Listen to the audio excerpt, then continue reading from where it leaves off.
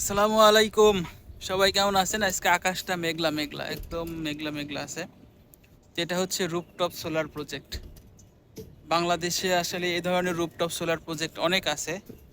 বর্তমানে বিদ্যুতের যে দাম এবং বিদ্যুতের যে ক্রাইসিস, সেই হিসাবে বাংলাদেশে বড় বড় যে ফ্যাক্টরিগুলো আছে তাদের ছাদের উপরে যে জায়গাগুলো আছে সেই জায়গাগুলোতে কিন্তু তারা এরকমভাবে সোলার প্যানেল স্থাপন করছে এবং সেইখান থেকে কিন্তু বিদ্যুৎ উৎপন্ন করতেছে।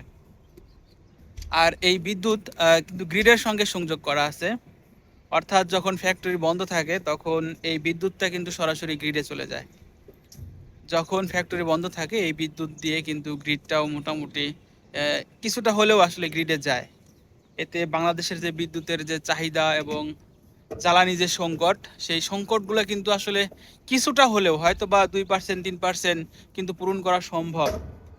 তো বাংলাদেশে আসলে প্রত্যেকটা ফ্যাক্টরিগুলা উচিত যেইভাবে আসলে তারা যদি তাদের নিজস্ব যে বিদ্যুৎটা সেই বিদ্যুতের 30% যদি সোলার থেকে পূরণ করতে পারে, তাহলে বিদ্যুতের চাহিদাটা কিন্তু অনেক পূরণ করা আসলে সম্ভব।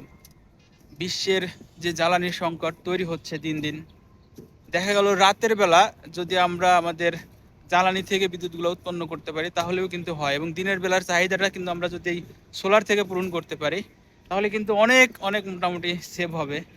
এবং বাংলাদেশে না, শুধু প্রত্যেকটা দেশেই তারা কিন্তু রিনিউয়েবল এনার্জির দিকে কিন্তু চলতেছে আর কি। সবাই সোলার সিস্টেম ইনস্টল করতেছে তাদের ফ্যাক্টরিগুলোতে। তো এটা দেখানোর জন্যই আসলে ভিডিওটা করলাম। এটা হচ্ছে দেখুন আমাদের সোলার প্রজেক্ট।